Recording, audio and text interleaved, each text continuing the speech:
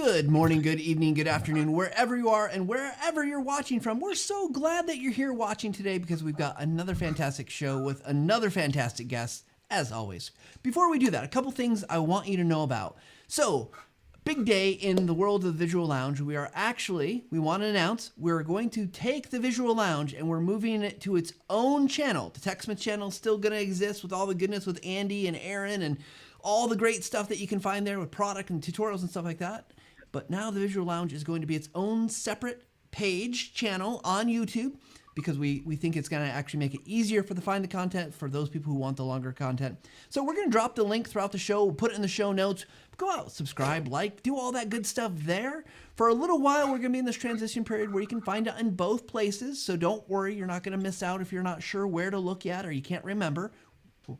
We'll take our time here, but we want to make sure that you know that and get that going, and we'll make sure we can curate our content better there on that channel. Will allow us to do more playlists and all sorts of stuff.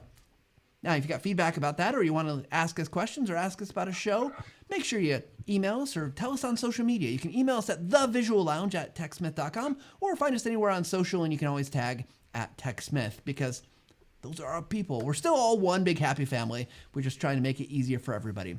So, with that said, thank you for those who do email. I love getting questions, comments. Got a great question this week. Hopefully we'll find some time in the show to, not necessarily today, but we'll talk about the Stream Deck. I know I've been getting a lot of questions about that.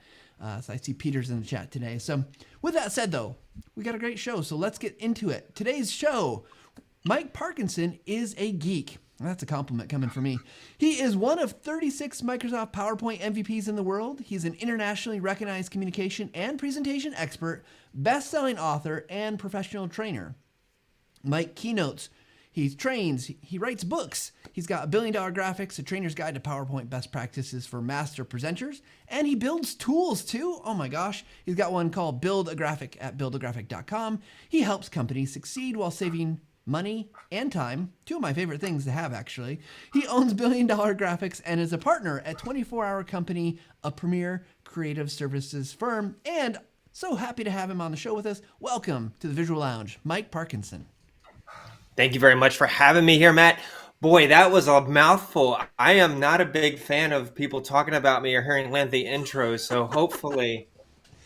Well, yeah, hopefully. Now we're gonna say something, Mike, before we get too far in. One of the things that we did test runs, and we did all sorts of stuff, and you might notice that Mike's camera is freezing a little bit today. For anyone watching the show, we've done our technical tests. We've tried switching things. We've done everything we can. We've even emailed the company that does our streaming software, and we're just going to roll with it because the show must go on. So that's out of the way. We'll probably remind people we apologize for the quality of the freezing, but it is what it is. So, Mike, you know, I agree with you. I hate hearing my own bio read to me about like, oh my gosh, because you always write stuff in a bio. You want it to sound good. So tell us a little bit about yourself, what's established on your credibility, because you've been doing stuff with graphics and images for a long time. Help us understand why we should listen to you in a very humble way, of course. Oh gosh, really my favorite introduction ever was Mike's a Geek, and that's where it stopped. It boils down to the fact that I am a nerd. I absolutely sleep and dream and think and eat this stuff. So in everything in life, I don't know anything. Like nothing. But when it comes to visual communication, I know a thing or two. So essentially, it's been what I've been doing professionally for about 30 years. So I figured out what mistakes not to make. That's it in a nutshell. Awesome. Yeah, no, I love that you're eating and drinking and sleeping and thinking about this stuff all the time. I think there are definitely those of us who in our fields, we do that sometimes when we're really passionate. So what was the starting point though? Because, and we want to get into kind of the nerdy stuff here, but I'm curious, like, how did you get there? Because I think a lot of people take a path and they end up in different places. So what led you to know a thing or two about graphics and images? There were two milestones. One was I really dug on drawing comic books. So I got into fine art, went to Baltimore School for the Arts, learned a lot about fine art, and realized I didn't want to be a fine artist. I was like, that's not a career path I want to take. And I loved science, so I went to school for science and realized that's not a career path I want to take. So my second milestone or my second epiphany was that, hey, I'm good at this art thing. I really have a passion for the science. What if I put them together? And that's how I wound up exactly where I'm at now. That's awesome. I love that you were able to take the two pieces and bring them together. So that leads to a question right out of the gate for me, though, because we work with a lot of folks who are not talented, fine artists. They've not gone to art school, myself included, right? Uh, what it seems like when we talk about images, that's people's fear. Like, I don't know anything. I know nothing about this stuff. How can I ever get good at using these tools because I don't have a background in that space? And it seems like there's a conflict there. So what would you say to someone who's like, okay, peace out. I don't want anything to do with this because I don't have that kind of background. I can't do it. Fair enough. That is a fair concern to have. And folks, I'm freezing right now. If I am freezing, just know that Matt and I are aware of the technical hiccups. Yeah. Please ride along. I know you can hear me. Just make fun of it when my face freezes in some weird position. That's okay. Exactly. That's exactly it. So at its core, I just want to dispel the myth that anybody can do it. Yeah, you're right. A designer can always do it better, faster, cheaper than you can because it's what they've learned to do. However, in all of my workshops, I've reinforced the fact that no design skill is needed in order to be able to get most of the way down the field. So if my goal is to turn complex ideas, quantitative information, words into clear, compelling visuals, I can get it almost to the finish line, if not to the finish line, by simply using a few techniques that I love sharing or using a few tools that are out there. And they're ubiquitous. I mean, you've got tools like Camtasia, you have Snagit, you've got tools like PowerPoint, you've got tools like Adobe Suite. Depending upon what my end users' needs are, is dependent upon what tools I recommend to them to use. So that a little bit of knowledge, which hopefully we're going to talk about today, a few techniques coupled with those tools will pretty much overcome almost any hurdle. Awesome. Because I love that, right? Because I know with video in particular, it's a lot of the same type of thing where, you probably can't make a Hollywood film. That's very complex. But you can make a good, effective communication vehicle to deliver the message. So let's start high level and let's kind of dive in here because you said that, like you don't need to know everything. You can get most of the way down the field. So where do we start? If I'm let's say I'm new and I have not dealt with kind of graphics in terms of having to build anything. I'm coming to maybe it's a training position or maybe I'm in an organization. They're asking me to put a presentation together or something. Where do I start in terms of some of these skills or guidelines that I need to know to be successful? Because I'm sure there's a million things you could teach us, but like high level, what's like, I don't want to say the most important thing because I'm sure there's not one most important thing, but like, you've got 5 minutes with me. What guidance would you give me on a phone call? Well, I'm going to give you guidance that I wish was given to me when I started out. Number one, actually, by far, you said there's a lot of things. No, there's one thing. One thing Okay. that we need to understand is that we live in an at-a-glance society, that people no longer request that their information be clear and succinct and compelling. They require it, and they vote with their feet. Think about it. If you go to a website, you don't find what you're looking for very quickly, you typically just leave. The same is true for all forms of communication. We are just inundated with constant content. And what we find is that if we are able to communicate more efficiently and effectively, it helps people understand it, recall it, and adopt it, which is kind of the whole point of what we do. Understand, recall, and adopt. That's what we're about. So I say, hey, we live in an at-a-glance society. Hopefully I get an agreement. Then I say the next thing is we need to understand how people process information at a very high level to understand how to communicate efficiently. Would you like me to share what that is, Matt? I mean, yes, because Okay. I want to be able to understand, recall, and adopt whatever you're teaching me. So help me understand this. Brilliant. So at its core, there are two parts of the human brain. There's the intellectual, geeky part, and then there's the emotional, kind of automatic part of our brain. And the metaphor that has been used by a guy named John Haidt, Haidt, who wrote a book called The Happiness Hypothesis, is the emotional part is kind of like an elephant the automatic part of our brain is kind of like an elephant, and the intellectual part is kind of like a rider. And the rider's job is to keep the elephant going, but the elephant is in charge most of the time, large and in charge. And what science has proven, and what most designers may be able to do but don't know how to articulate that that's how they do it, is that we need to address both the elephant and the rider. In fact, we need to address the elephant first, then the rider, when we're communicating things. And there's some cool techniques you can do to do that, but ignoring the fact that all decisions are made, and hold on to your shorts, Matt, this is a big one. I'm holding.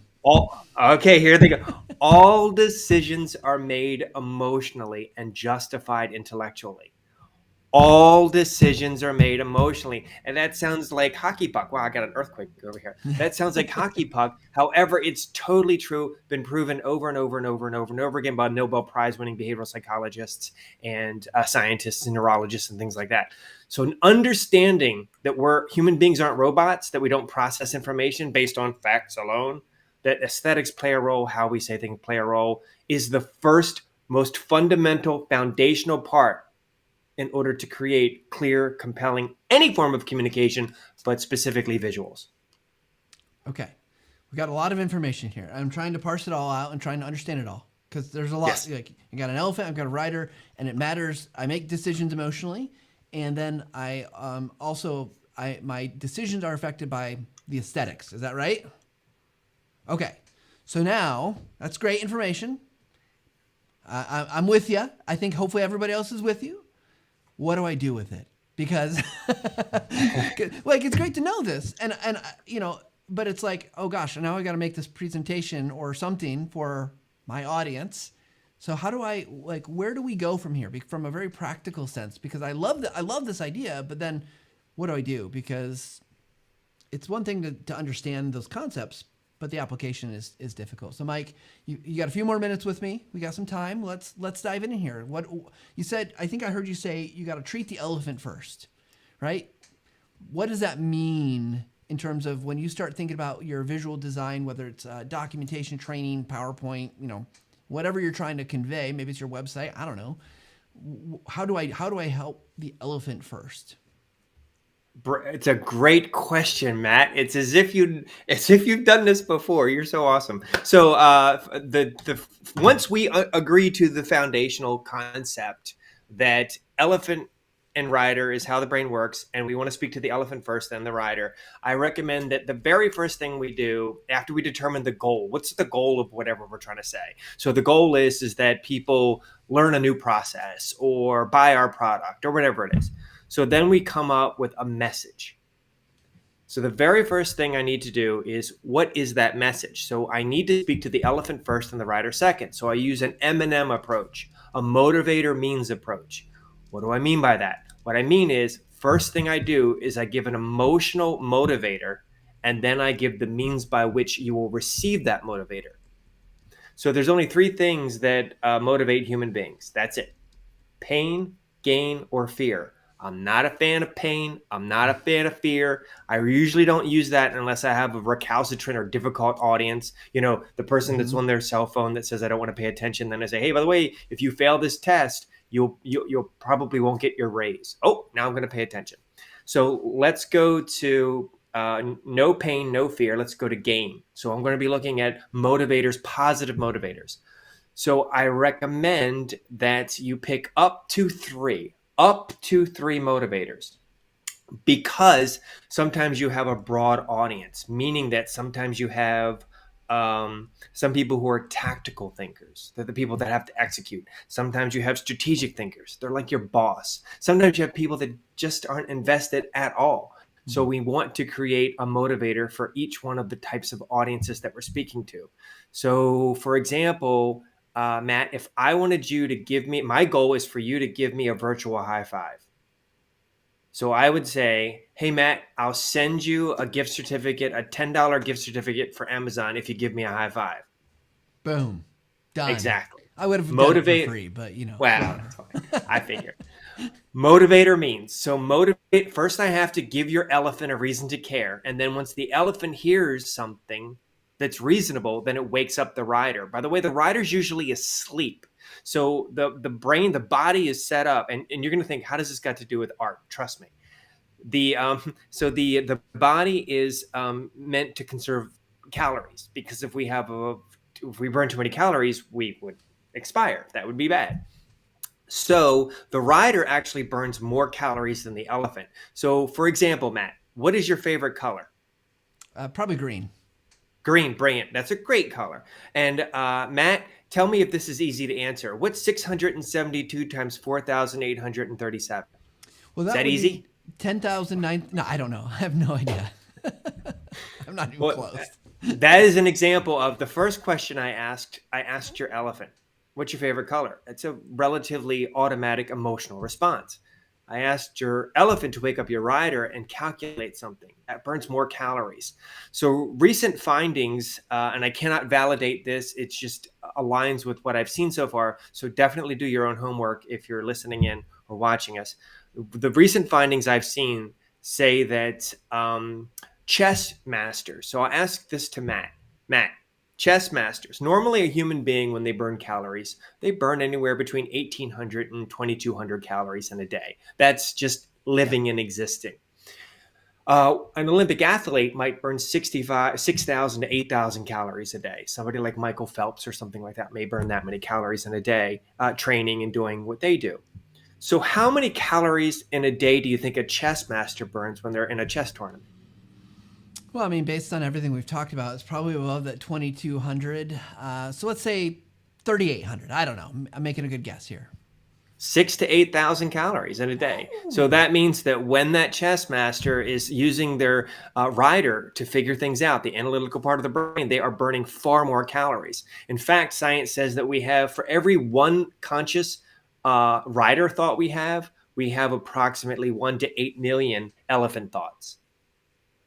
So for that reason, I want to appeal to the elephant first, because the elephant can process information more efficiently, more effectively, and so forth. Yeah. So I'm always going to give up to 3 motivators to make everybody in the audience want to learn about my means. So I would say something like, make your job easier, save time, and get a raise by using the new XYZ solution, or by learning this new process. So here's my motivator, and here's the means by which you will get that motivator. Does that make sense? It does. So, okay. I've got questions coming, but Yep. keep going. So it's still not art. So once I figure out what my message is, so here's the reason why, and I love the provocative title that you put on graphics that just don't work. The reason why graphics just don't work is because they're created by the author for the author. That most artwork is created for what I personally like and not what's going to appeal to my audience.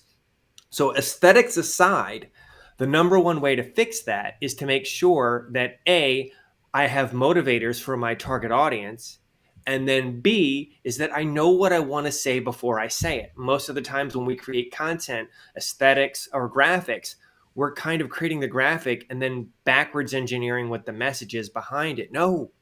No, how can I create something for which I don't know what it's trying to communicate? So we need that North Star. We need that kind of adjudicator to help us pick a path forward. So once I know what my message is that's going to resonate with my target audience, then I can move forward with creating something of substance that will work versus something that I just like or my own personal biases dictate is good or bad. So let me ask you this, Mike. As I'm thinking about the motivators I'm going to put out there, I've got, I'm going through the process thinking about the message. This is a great exercise to do, right? And I can see it working for not only images, but videos and like kind of all the things, right? When it comes to making that choice, I've got my motivator, I've got my message, and then I'm starting to choose. I'm assuming it's going to align to one of those, my image, visual, whatever that is going to align to one of those things, right? So if it's, let's say you use the example of the Amazon gift card. If I gave you a virtual high five, right? A very simplistic example, but I imagine something we'd probably choose something that would indicate that, right? An Amazon logo, a $10 bill or something, right? Does that make sense? Yep, absolutely. So once you know what you're trying to say, it helps you pick the imagery. So if I wanted to graphically depict if you give me a high, if you give me, or basically I'll give you a $10 Amazon gift card. If you give me a high five, the graphic almost creates itself. So obviously I have to show you getting a $10 gift card by giving me a high five. So the high five equals Amazon gift card to you. I got my image. So once I figure out what my message is, it's kind of like an outline, a way for me to then create my graphics, my videos, my PowerPoint presentation, my learning materials. So as an example, I might say, let's say it's learning and development, and we want people to get really good at entering data into a new database. So I would say, hey, make your job easier by doing these three things. Bless you. By doing these three things. And the three things are, and then they become part of my graphic. So what I would show is, let's say, three things. So maybe I use three gears, three metaphoric gears. Gotcha. And then I show that leading up to that make your job easier. So then my rest of my slides would be talking about gear 1, gear 2, and gear 3. So now I've created this architecture that the elephant is motivated by, and the rider can easily follow. It contextualizes all content that comes after it. Yeah, let's we get questions occasionally from the audience, so we're going to pop in here. But before we do that, we got a great one from Garth coming in. I want to ask you, so one of the things I've noticed about visuals, that sometimes people, they get crazy with their visuals because PowerPoint, I don't want to be the guy that blames PowerPoint for everything, but sometimes PowerPoint enables some of these things. And you're talking about kind of this framework with these gears, right? I've seen lots of interesting graphics that go off the rails. They go too big. They try to do too much. How can we avoid making sure we're not being that person who does that with, the built-in whatever, or grabbing images that maybe aren't working well in this case? Because I love the idea of, like, if we're tying again to message and motivator, it seems like, it should be hopefully more clear what we should show. But I'm guessing sometimes it's like easy to, you just you spiral maybe too much. I don't know if that's a good way to describe it. What are your thoughts, Mike? So the beauty of having the message as your North Star, if it doesn't fit under that message, it doesn't go in. That's it. If you say, oh, but it needs to go in, then the message needs to adjust to accommodate that. And then we need to figure out where to bucketize that new content so that it fits in neatly under our message. So we have our motivator, we have our means. We have our motivator, up to 3 motivators. Sometimes the motivator can be implied. Sometimes it can be applied. But you have the means by which I will get that motivator. That becomes the mechanism by which we determine what goes in and what comes out of our graphics.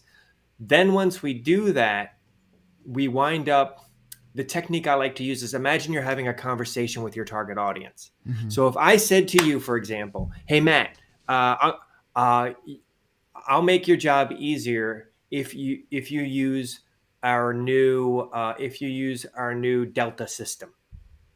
What might you ask me? What's the Delta system?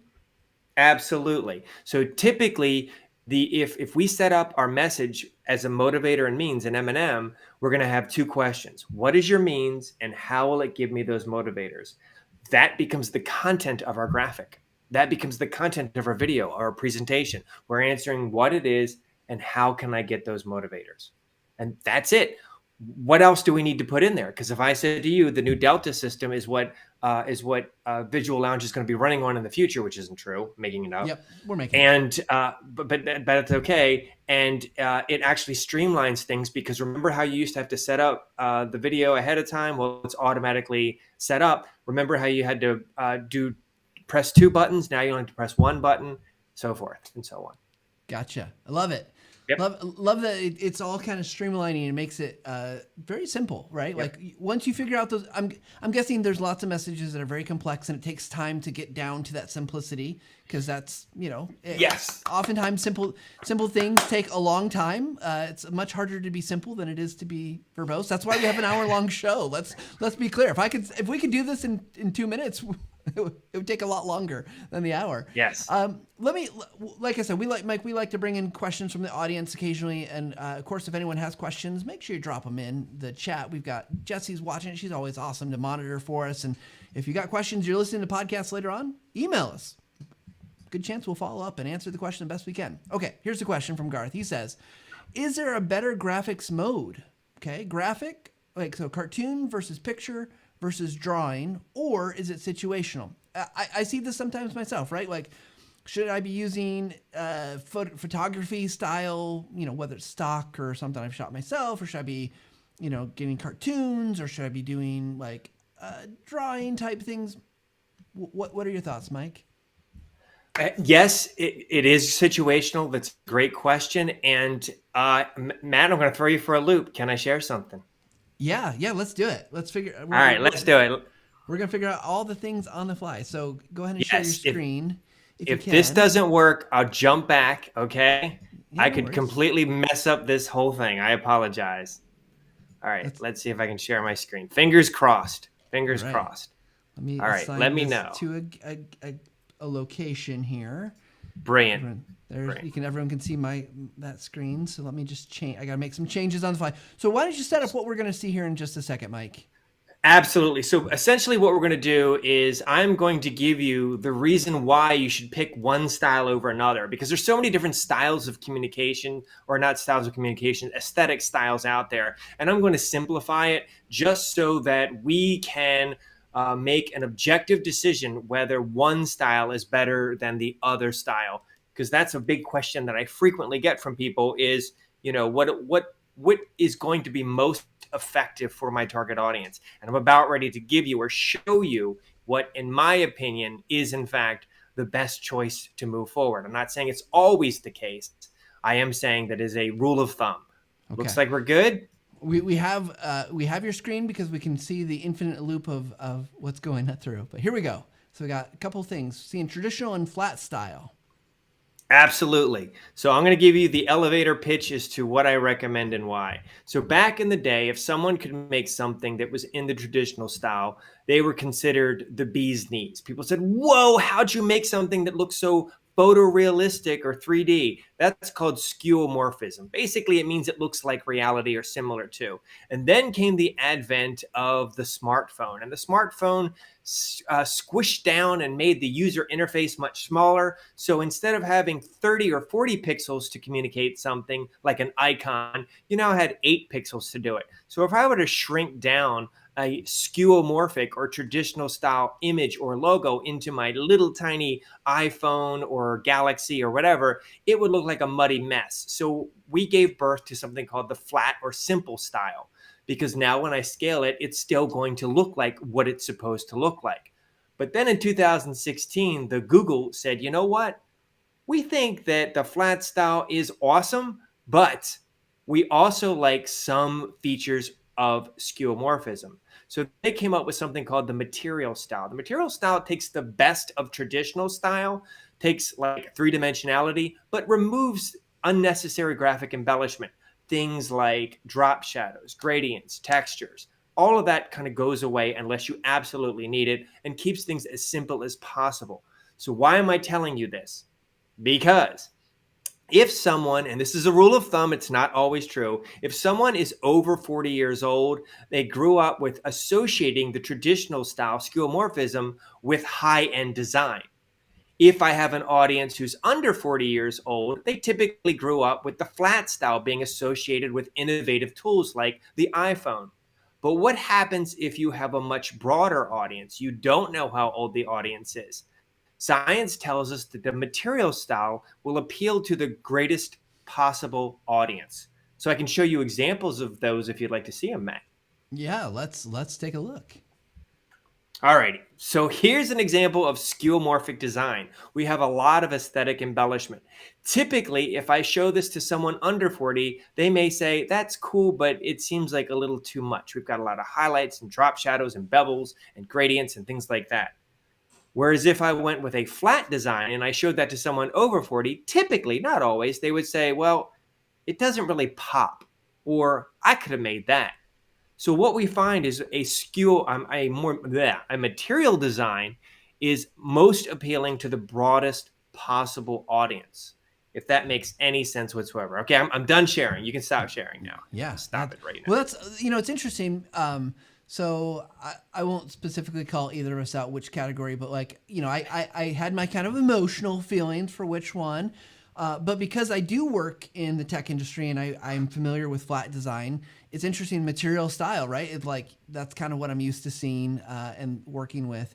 So let me ask you this, because I think for our audience, and you're familiar with TechSmith tools, and so we're gonna have a very kind of, let's have a quick conversation, not about the products per se, but for like, when we get into creating visuals, we look at things like screenshots, which, kind of maybe isn't a design element. You're not designing gears or iconography. You're taking something that is and showing. So when we start looking at this application here, how does it, like, our heuristics change, our guidelines change when we're doing something like a screenshot? Because I'm guessing a lot of people who are listening to this podcast, who will watch this video or come across it, will be like, but I'm not doing that. I'm not designing these things. I'm trying to build documentation or presentation that shows people how to use my software or to do something in a piece of software, right? So what advice would you give to those folks?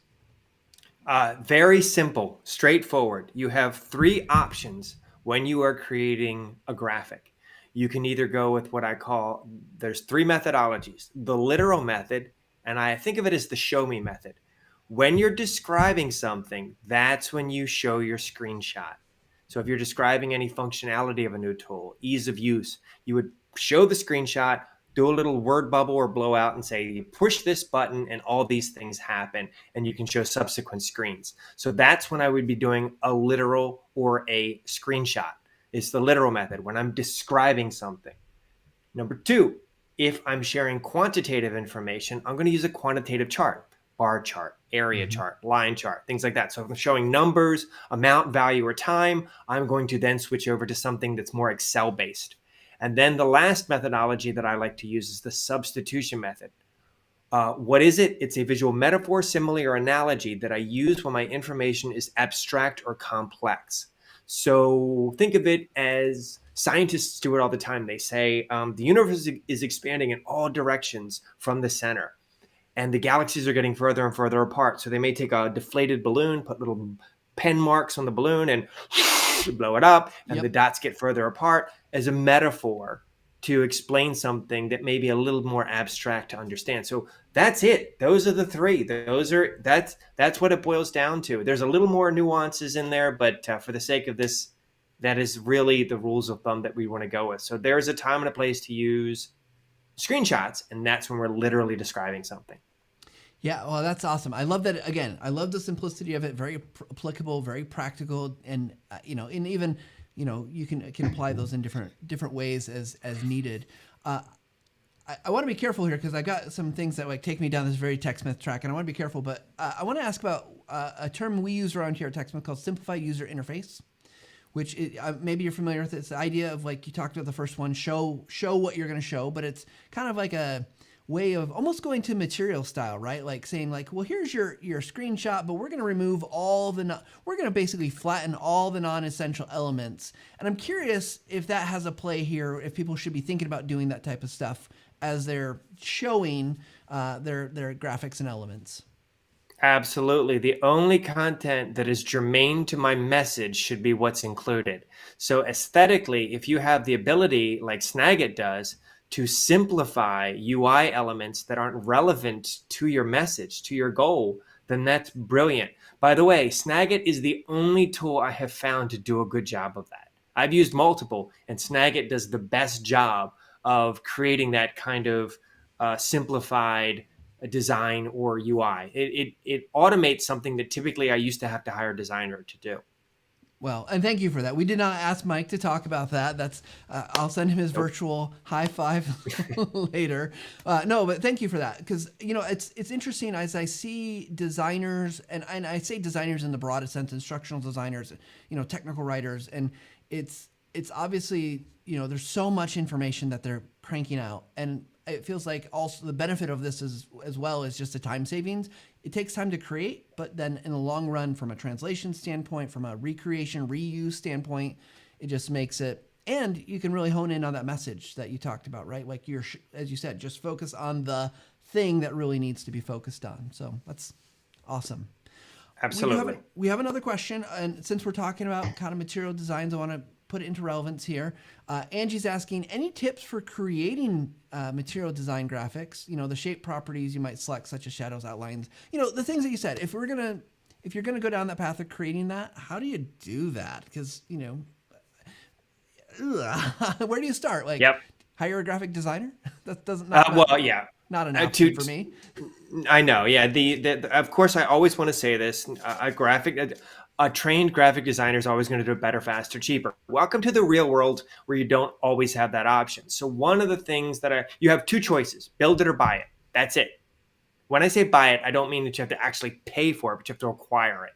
Most of the time, you get what you pay for, in my experience. If something's free, it's usually worth free. Usually, not always. There's an exception to every rule. But for the most part, in life, I found that to be true. And that's true with our graphics tools as well. So build it or buy it. So as far as how do you do it? Well, if you're going to build it, there are some functions or features in things like Adobe Illustrator, which you don't have, but you have PowerPoint. And there are things that you can do in PowerPoint to build almost anything. And Matt, I don't know if you're going to share my email, but if you email me, I will send you step-by-step instructions on how I make these amazing graphics in PowerPoint. But it's very simple in the sense that once you know about the existence of this one tool in PowerPoint, you'll say, shut the front door. This is absolutely amazing. I didn't know this existed. And it's called merge or combine shapes, depending upon what version of PowerPoint you're using. You can use basic shapes to make anything that you want. And then the other thing that you want to keep in mind when you're building it from scratch is KISS. Keep it simple, silly. So the goal is to remove any aesthetic embellishment that we don't need, because someone says, well, it doesn't look cool. Well, it doesn't matter if you think it looks cool or not. What matters is, will it resonate with the audience? And if you have a great message, an okay looking graphic is going to be buoyed by that clear, compelling message. So my recommendation is for a non-designer is to keep it simple, silly, use the basic tools that you have. Once you learn, holy frijoles, I didn't know this was possible. When it comes to buying it, there are places I like to go, pexels.com, pixabay.com. I personally use buildagraphic.com, but I have a horse in that race. Those are the tools that I use most. I love the nounproject.com. That's another one. And of course, the TechSmith tools, of course. Awesome. So Mike, You mentioned your email. We did drop a link. People can get on your mailing list. I don't know if you want to give out your email here for everybody, but if you do, where would how would they connect with you for that? Just go to mike@billiondollargraphics.com. Perfect. What a boastful name for a company, $1 Billion Graphics. That's great. I mean, why not, right? Like, you've got a lot of great stuff. I mean, to be fair, I have a list of questions we haven't even touched, and we're getting short on time. But I do want to talk about one thing I think that's important to our audience. And we've talked a lot about the graphics and designing those graphics. Like, how do you get to what you use? We haven't talked about animations at all, and I'm curious because I think in this world that we live in, animations are becoming more prevalent. We've seen the return.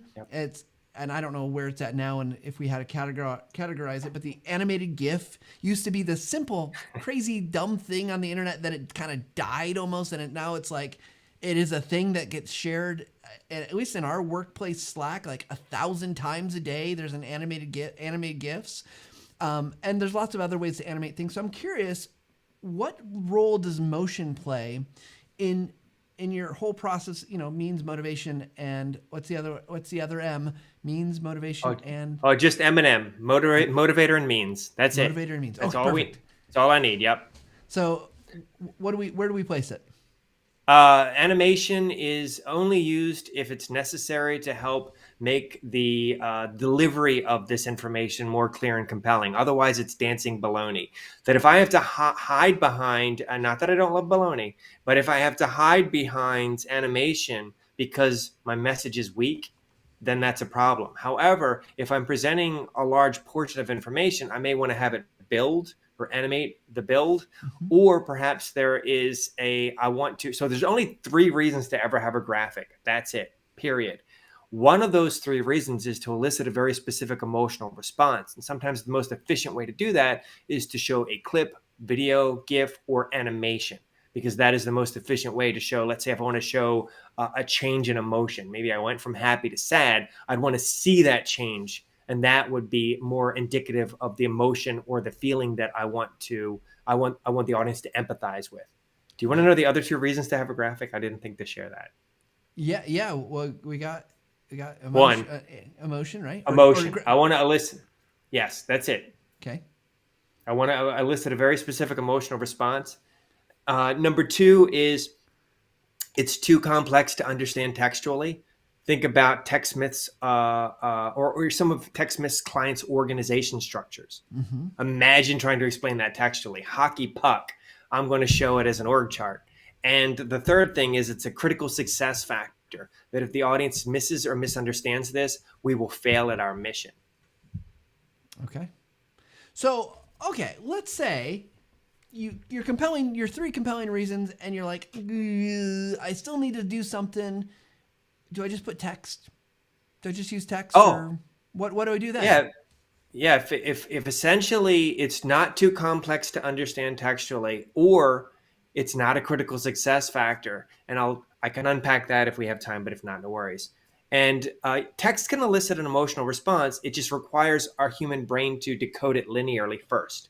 Whereas graphics are taken in all at once. When we look at something, we go, I like it or I don't like it, because the brain can process it faster. Whereas the writer is required to help us read a little bit. So we have to decode it. So there are a lot of times when someone says, do you want to know the three things you need to do to become a great father? It's or what the three meanings of life: to live, to love, and leave a legacy. I don't need you to draw me a picture of that. So if it's not too complex to understand textually, I'm just going to use some text. That's it. It's all good. Yeah. Well, we've never had such a strong advocate for text on the visual lounge, Mike. No. Sorry. I'm kidding. No, it makes sense though, right? Because like if you're trying to get through something, you don't need a visual to process it. Like purposes of life make those things make sense, and probably even what would you convey in those situations that would actually mean the same thing to the audience, right? Like you leave a lot of interpretation if you had some kind of crazy image for leaving a legacy. Well, maybe but I don't think there's a universal image for that or a universal thing that I think of for that, right? No, in fact, I'm a big fan of always using text in our visuals for the most part, because text without graphics, or I should say graphics without text, the information might be lost to ambiguity. Think about putting together IKEA furniture. Not that I don't love IKEA. I love IKEA. But sometimes they want to be language agnostic, and I've wind up having to put my furniture together, take it back apart again, and put it together again, because they tried to make it, so they didn't have to print the words. Whereas if we just have a sea of text, my information may be lost because I'm not likely to read through everything. So there's a balance between the two. Yeah, for sure. And I'm a big fan of, when it comes to presentations, at least, less is more when it comes to text, and just have lots more slides. If I hit 5 words, I'm like, how do I shorten this? Because it's too much text. Get it down and just do another slide. So. Yep. Yeah. All right. We've covered a ton, Mike, and frankly, I'm going to have to go back and watch, because it's hard to take notes and like to process everything as I'm listening and thinking about what we're talking about. But as we wrap up, and we're going to go into our speed round questions here in just a minute, what is the last piece of advice that you would give us at this point that you haven't had a chance to tell us about using graphics for whatever purpose we might use them for? Well, I'm going to hammer home this something I already said. Elephant first, rider second. That is the secret to all forms of compelling communication. Make sure we appeal to the elephant, the emotional part of the brain first, then the rider. All right. Let's everybody get that rider ready to go because I'm guessing if you don't control the elephant, the elephant's doing whatever he wants and she wants. Yes. And the rider, it doesn't matter. It can't get the elephant under control. Well, this has been awesome. But we've warned you about speed round questions. I think I warned you about speed round. I hope I warned you about speed round questions. Here's what we're going to do, Mike. We're going to play a quick stinger. It's going to bring us in, and we're going to go through these questions that are meant to be fast, quick answers. And we're going to have a little fun with it, and then we'll wrap things up for today. So here we go with our speed round.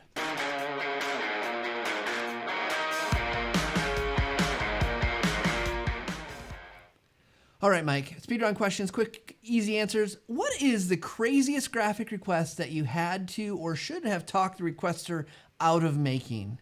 Like they wanted something just super crazy. What, if you could tell us? They said they wanted a new symbol for innovation. I said, use something that everybody already knows. And they said, don't do it. And I said, well, what do you want? And they said, you're the designer. You figure it out. So we went to the Google. We looked it up. And I said to the author, you pick. They picked a rabbit coming out of a hat. I tried to talk them out of it. Didn't work.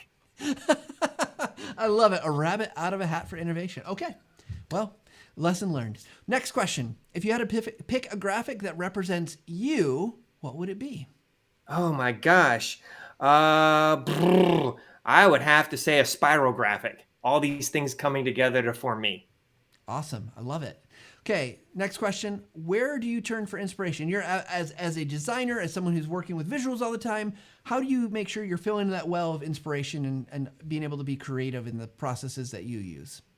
I am constantly looking at stuff on YouTube about design trends. I'm going to Bing and Google and looking up cool PowerPoint, cool videos, and being inspired by the things that amazing designers, so many out there, create. Okay, we've got one more question, which I think everyone has told me is the hardest question we ask in speed round questions. But before we do that, before we ask you that question, if someone's interested in learning more, finding more about your stuff, the work that you do, connecting with you, where should they go and look? Just go to billiondollargraphics.com, and I have some stuff on YouTube. Look out for Mike Parkinson. There's another famous Mike Parkinson. He was in Great Britain. He was a great talk show host and so forth. So I'm not that person, and you can tell at first glance. Perfect. Everybody go check out Mike's stuff. Okay, our last speed round question. What's a question you'd like to ask me? Where do you get your cool t-shirts? Well, TechSmith, obviously. I don't know where we get these made, but we had someone, but this is one of my favorites. We've done a lot of t-shirts over my time at TechSmith. This is one of my favorites, though, just because this is actually a company shirt. Like, it's got our cultural values, and it's super soft, which I appreciate a good t-shirt that is soft. And so yeah, I don't know where we get them. I'm sure someone else smarter than me can tell you. They just gave it to me, and I wear it. I think basically what I'm asking is, can I get a free t-shirt? But I didn't want to come out and say it. No, honestly. No, stop. No, your t-shirts are always awesome. No, thank you. Yeah, well, I've heard some rumblings that some people would love to get shirts. Unfortunately, we don't have the pandemic is a weird world we live in, supply chains. And so maybe someday we'll have swag that we could sell on our store. I don't know if we'll ever do that, but Mike, we'll see if we can hook you up with something if the time comes. Maybe we'll see at a future event here. We'll run into each other. We'll have a drink. So with that said, Mike, thank you so much for all the wisdom that you share. What a great amount. I feel like there's so much to unpack. We might have to do this again at some point because I feel like I scratched the surface today and I'd love to dig deeper. But thank you so much for joining with us. Thank you very much. And thanks for everyone for making time. Yeah. All right, everybody, go check out Billion Dollar Graphics. Go find Mike's stuff. Go learn about making better images because we are at the Visual Lounge, and it is, of course, something we want everyone to do is to take their level wherever they're at and get better at it. Don't forget, you can like, subscribe, and do all that good stuff that helps us. And if you didn't notice, we have a new YouTube channel for TechSmith called It's the Visual Lounge. It's still early, so go out and subscribe. That helps us to be able to get once we get that 1,000 subscribers, the URL will be infinitely easier. But we want you to, the show's moving over there so we can, make sure that you can find all the great stuff that comes out of the show in one spot and not have to go through all the other content. Of course, we recommend all the other content too, but go check it out. So we'll drop the links in the show notes as well as in the chat here. With that said, wherever you are, whatever you're doing, we hope that you take a little time this week to level up and get better at whether you're making videos or images. And we will see you guys all next week.